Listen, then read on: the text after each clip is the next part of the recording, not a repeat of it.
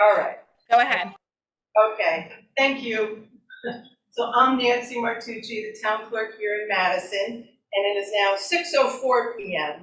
and I'm going to call the meeting to order. Tonight we're here for the annual town meeting, which includes the review of the State of the Town report, review of the 5-year capital plan, and to receive the annual report of the permanent boards, commissions, agencies, committees, and the town's auditor report. According to our charter 2.1.1, since we do not have a quorum of 75, and that would be from here in room A at Town Hall and on the Zoom, the annual report and order reports are approved. So having said that, we're still going to go forward with a presentation by Selectwoman Peggy Lyons, but I will also just read the legal notice as well. There is an item that was listed on there that has since been removed, and it will now take place on February 28th here in room A at 5:30. But the legal notice reads as follows: an annual town meeting of the electors and citizens qualified to vote in town meetings of the town of Madison, Connecticut will be held in town campus, room A, and on Zoom on Thursday, February 10th, 2022 at 6 p.m. for the following purposes. 1 is to review the State of the Town report. 2 is to review the 5-year capital plan. And 3, to receive the annual report of the permanent boards and commissions, agencies, committees, and the town's auditor report in accordance with Article 2, Section 2.1.4.1 the town charter. And again, item number 4, which was a special appropriation, has been moved to February 28th at 5:30. So I'm going to turn this over to Peggy, and she'll go ahead with the presentation and take questions. All right, everybody, welcome. I'm first Selectwoman Peggy Lyons, and let's do a quick Pledge of Allegiance, and then I'll start with the State of the Town report after that. So all rise for the Pledge of Allegiance, please. I pledge allegiance to the flag of the United States of America and to the republic for which it stands, one nation, under God, indivisible, with liberty and justice for all. Okay, great, thank you very much. And give me 1 second, and then, so we're doing a hybrid setup here, which is always a little complicated. So I can get my screen shared so that people can see the presentation clearly from home, and then we have it displayed here for everybody to see as well, who are here in person. So thank you for joining us tonight. And so we'll go through a number of things, just kind of talking about where we are with COVID, which we've been enduring for about 2 years now in the town of Madison, and then talk about some of the strengths and challenges the town faces, the budgets, projects going, and upcoming initiatives in town. In terms of COVID, I'm pleased to say that the town is really weathered. I think, what was obviously a unprecedented pandemic, but it's not over, and the town has been actively working to serve the community. We currently have 21 active cases.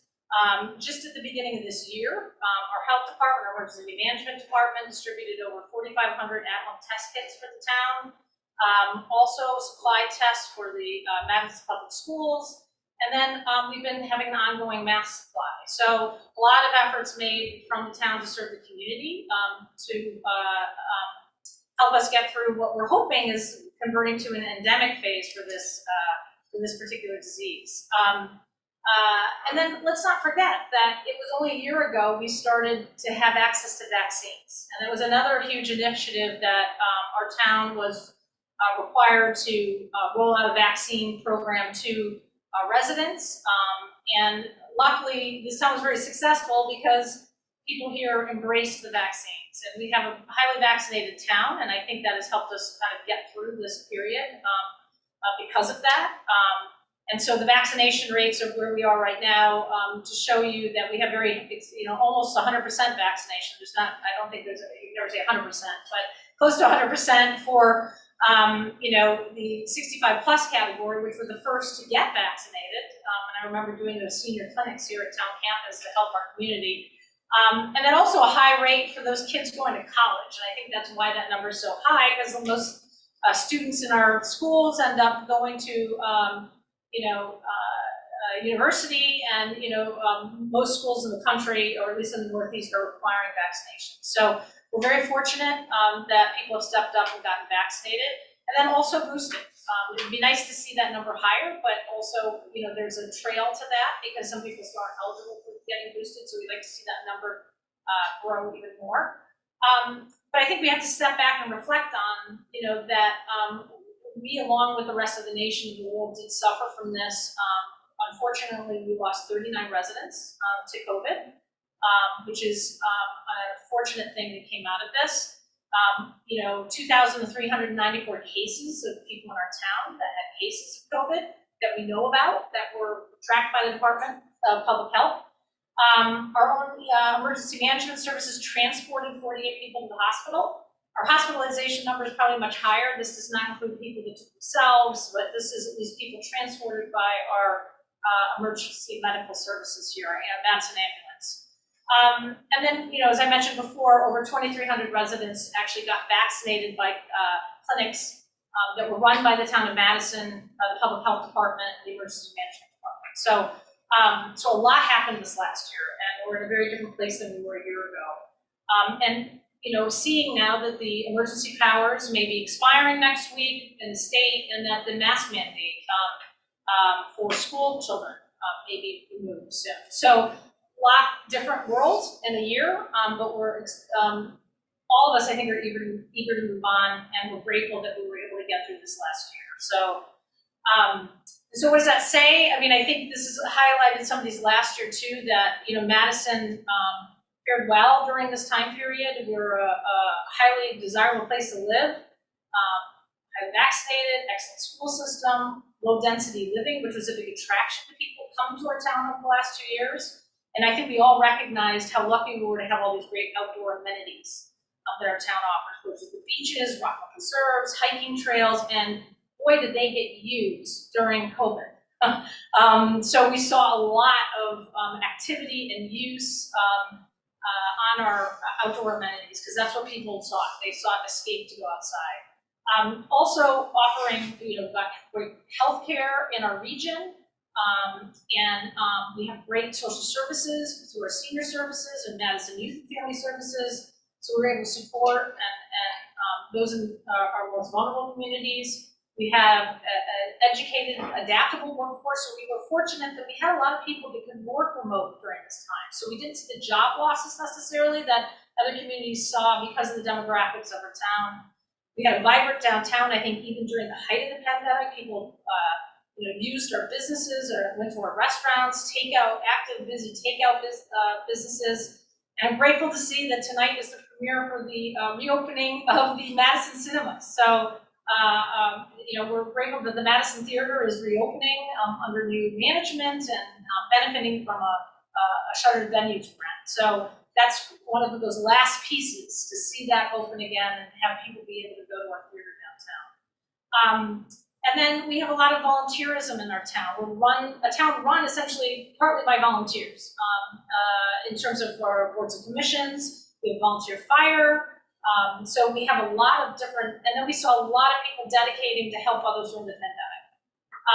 And then we have reliable delivery of our core town services. Town government shut our doors sometimes, but we were always working and responding to the public throughout the pandemic. And we're able to, continue to have people get building permits and get documents filed with the town clerk. So we were able to offer that. And then our economic profile continues to be strong, low unemployment, a good, vibrant business community. Our real estate market has been booming, and we've seen that over the last 12 to 18 months. And a huge increase in building permits. I was kind of stunned when I looked at some of the numbers. We used to average around 600 or 700 a year in permits issued, and the last 2 years we've done 2,000 to 3,000 a year. So a real increase in terms of people investing in their assets in Madison to try to make improvements, which is great. strong town finances. Our tax collection rate, even during the height of the pandemic, still was sustained. We didn't see any big pullback from that. People were able to continue to pay their taxes, and so that we were able to offer stable services. We have a very high undesignated fund balance. We have a lot of reserves to rely on in our rainy day fund. Currently, we have low levels of debt, and we still have a premium bond rating, a AAA rating that was confirmed again last year when we did a financing. And then we also have $5.3 million in funds that we received through the ARPA program, which we'll talk a little bit more in a few minutes. And we're doing a lot to position ourselves for other federal and state opportunities, federal state funding opportunities that are coming. Some of our challenges is obviously the long-term impact of COVID on people's health and both physically and mentally. As a coastal community, in my tenure in office, I've been through several states of emergencies that were just related to storms, including mandatory evacuation orders that we had to issue last August. So we're seeing more storms, frequent storms, and perhaps more dangerous storms. So that's something that we as a town need to address. Our economic growth is hampered a bit by some of our infrastructure issues, reliance on septic systems, more limited transportation options. So we're looking at all that. And then I think the town has also gone through a labor shortage, just like the entire nation is going through right now. So that's impacting some of our small businesses that have to cut back on hours.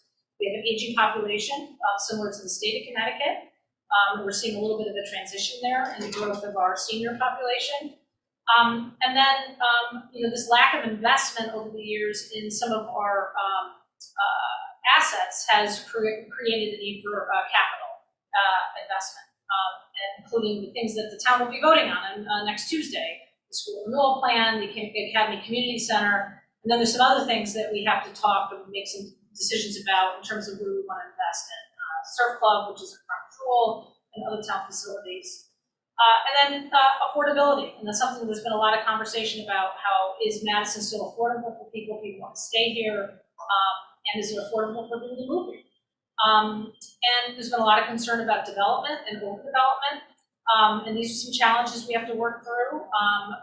And then finally, with the need for greater housing diversity. So these are some challenges we as a town need to address, and we've taken a lot of steps to try to tackle those. I just want to spend 2 seconds on something which I think is kind of transformational, I called it on here, regarding legislation that the federal government has passed. One is the American Rescue Plan Act that was passed last March that, basically for the first time ever, the town received a direct allocation of $5.3 million directly from the federal government for us to spend. And the idea was this was to mitigate the impacts of COVID and to invest in your community, to make improvements. And so the town has been working on a plan. We've already spent about $800,000 of that. We're now turning over the remainder of the funds to a committee that will include board members as well as members of the public to come up with a kind of plan of what else we would like to spend the money on.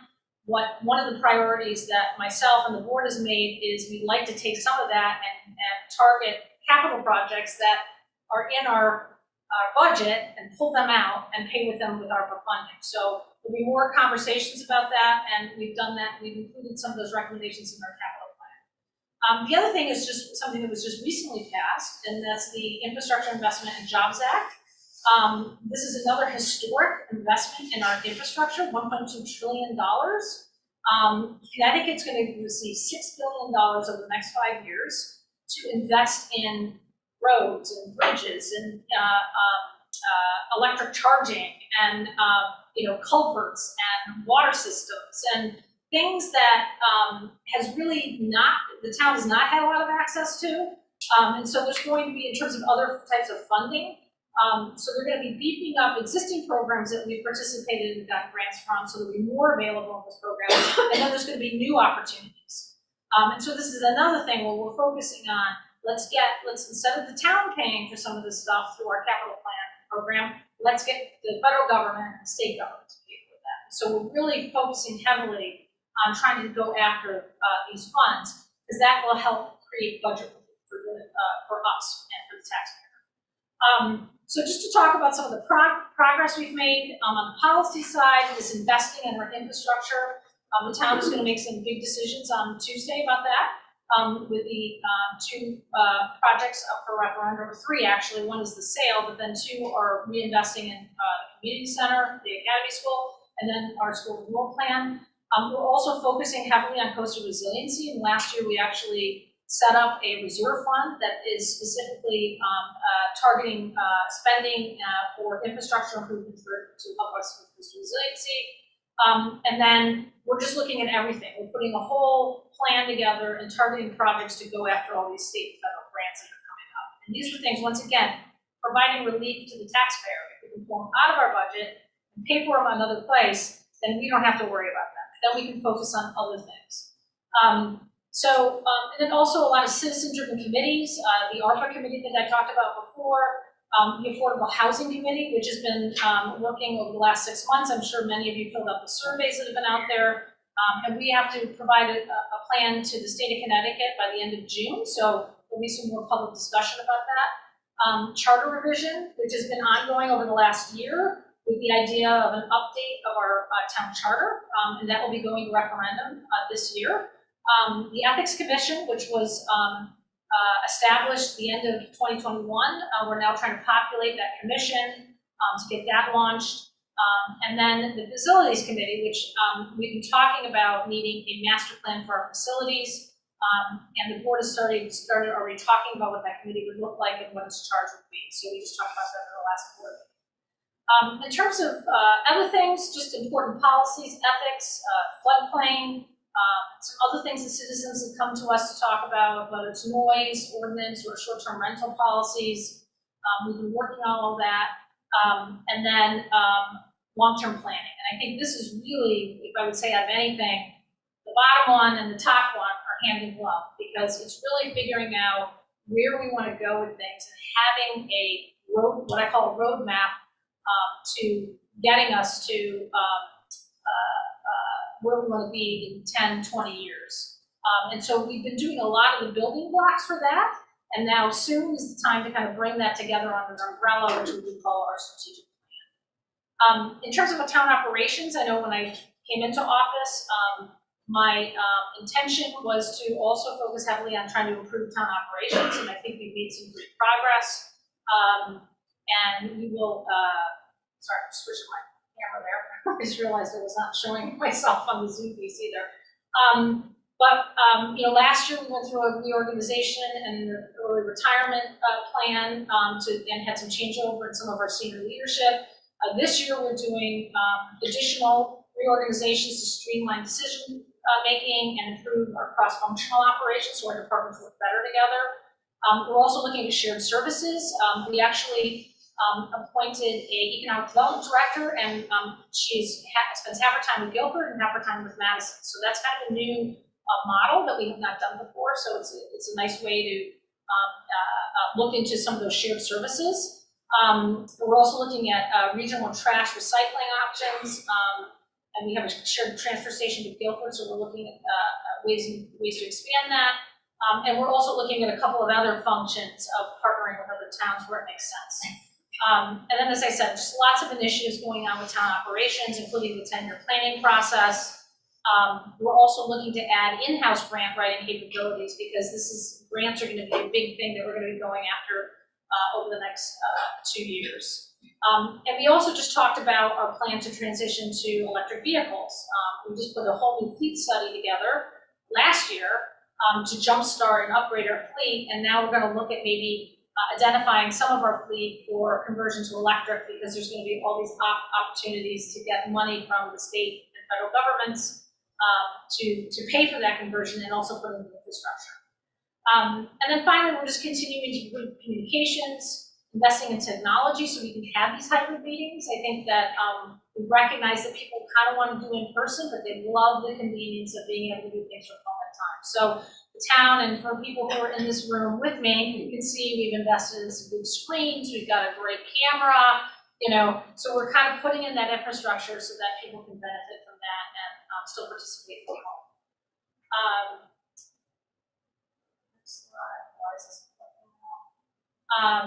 Budget trends, I think the last couple of years, our budgets have been fairly stable and in the same kind of range, 2% or less that we've seen. If you look back more than 20 years, probably the average is more like 3% in terms of budget growth. The tax mill rate traditionally has actually grown at a lower rate than the budget in the last couple of years. And I think part of that is driven by all the other things that go into the mill rate calculation. And that includes the growth of the grand list, how we manage our capital budget, and we've seen that we haven't been investing as much in our capital budget. And then, the excess fund balance we have, and then also a transition of our existing debt. The capital plan, this was just recently approved by the CIP committee, and the board will be reviewing it, but I think it just shows you where the town is spending money. This is reflective, if you look at this column, assuming that we approve the school renewal plan and academy. And so it showed kind of front load some of the capital spending because we would be bonding for those things. So if you look at the 2022 column, you'll see this big number, $89 million. Problem is that what that $89 million is doing is fixing a lot of problems. So if you take the $89 million out of that column, it's going to have to populate every year going out for many years. Whereas with bonding, we're able to pay for it, essentially up front and then amortize that cost over a much longer period of time. And so that's what the town will be voting on. But this is, something that we've kind of built a plan around. Some of the other, we have beach and recreation, obviously that includes the community center as well as some investments that are going to be needed at our beach facilities. And you can go online and you can find a much bigger binder and list that builds up to all these numbers with lots of details on the different projects that are behind this capital plan. What I'm trying to do is, this is a 5-year, like, how do we pay for it plan. I'm working with town staff to create a 10-year just plan. Like, what do we want to do and where do we want to go? So that things don't kind of fall off the radar, which I think has happened in the past, where some projects, if they didn't quite fit into the 5-year funding cycle, kind of got pushed to the side. And then you'd say, hey, I heard about a grant or something for this project, but it gets lost. It's gotten lost in the shuffle. So we're trying to tackle a lot of those things that have gotten lost in the shuffle. We also did a big facilities study, conditions and assessment study this last year. And with that, we were able to put a 10-year maintenance plan for all our town facilities.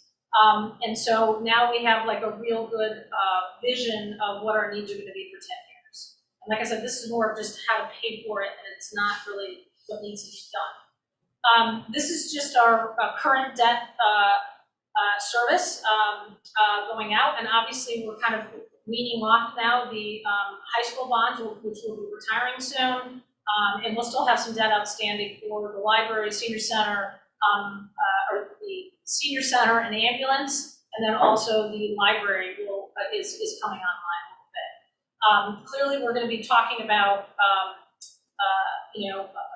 a bonding package for the Tuesday referendum. I just want to highlight that we still have a lot of capacity in terms of bonding. If you looked at our regulations, cap debt service at 10% of the budget. So there's a big gap there in terms of what our capacity could be in terms of increasing debt. And we've gone through these cycles. If you look back over the last 30 years, you'll see these cycles where the debt service would go up and approach the 10%, and then it would start going back down again as we paid off that debt. And then usually there's some other projects that come in to fill that in again. So right now we're at $19.3 million outstanding debt. And what are those projects? Well, obviously the top three are the referendums that the voters of Madison will finally have an opportunity to weigh in on Tuesday. So I encourage everybody to please get out and vote on Tuesday. Polling locations are open from 6 a.m. to 8 p.m. District 1 is now permanently at Polson Middle School, and District 2 is at Brown Intermediate School. And then the other thing is, the other big asset that I know a lot of people talk about is the Surf Club. And we're starting to look at that as a long-term plan. We have a lot of projects in the capital budget. They're all like isolated projects of things that need to be improved or changed at the Surf Club. And we said, let's take a step back and look at the whole facility. Like, what do we want from this facility? It's also in a flood zone. It's a coastal facility. So I think, we need to think through about, just the whole master plan and what the community wants. So there will be an opportunity for the community to give a lot of input on that, with workshops and things like that. But that will be something that will be coming out eventually for the public to talk about, what we want from our circle. Downtown Center project, I know, has been out there for a long time. We were held up by some easements. The easements have now been finalized. There's still a few legal documents that we're negotiating, but we have a budget in place. We are hoping to launch an RFP soon to get that process going so that we can take down the telephone poles downtown this year and get that process going. The town fleet, we had done a whole investment last year, and so we've started to get some of those new dump trucks in, which has been exciting. I think the last storm was out on the road plowing, which is great. And now we're looking at, not the dump trucks are converting to electric. I don't think we're there yet with the technology, but some of our other town fleet. And once again, if we can identify some of this federal money to pay for some of these cars, for electric vehicles, we can pull them out of our budget so we don't have to pay. And then the other thing that's come up is the town emergency shelter, which we have kind of kicked this can down the road for a long time. The town does not have an adequate emergency shelter. It's the town campus gym. It's partially in the flood zone. It does not have air conditioning and has very limited services for people. And so we did a study last year and came up with a new proposal about moving the shelter, and it will require some investment to put in a backup generator. So that's something we're looking at funding sources, and that's an important project as we see the need potentially for more evacuations and things like that because of our shoreline location. And so other things have been delayed or pending. A lot of it will depend on the outcome of the referendum. Everybody talks about we have our needs and wants, and we do have this list of things. We have a wish list, but we have a priority list, and obviously if the referendum is passed, that's going to reshuffle the deck quite a bit in terms of our priorities. And then I think just finally, upcoming initiatives. As I was saying, the outcome of these referendums will drive other investment decisions. So that's when the facilities master plan, post-referendum, depending on the outcomes, there's all these different paths you can take depending on what's approved and what's not approved. And then pulling all this is along with all the other planning initiatives we're doing into a strategic plan. And then trying to position, we're spending a lot of time trying to position ourselves by for going after grants, and that requires some, reports, engineering consultants and things like that to put projects together so that they don't always have to be shovel ready, but they have to be well thought out so we can apply for some of these grants. So we're spending a lot of time trying to prioritize what projects are close to that. And then a big priority is coastal resiliency, and we've talked about policy changes, infrastructure investments, we set up the reserve account, and how do we improve our emergency response to storms because of that. And then this continuous improvement of town operations and services. So I think a lot of talking, and so now I'd like to open it up for questions, and I thought I could start if anybody here has a question, and then we'll move to online questions from the audience. Any questions? I will take a sip of water. So for you. And so I know Lauren can handle the online questions. You can answer them too, Lauren, if you'd like. There are no hands raised on the Zoom meeting. All right, well, I guess then I will say there's a lot to digest in this. This will be available online. The presentation will be posted by tomorrow morning. Obviously, the video will be available also tomorrow, and so I just encourage you to pass it along to friends and family so they can just get a better sense of kind of everything that's been happening with town hall and town government, and also, just a lot of the initiatives that we're having. So with that, I guess we can adjourn the town meeting, correct? Thank you very much for logging on. Thanks, everybody. Bye-bye.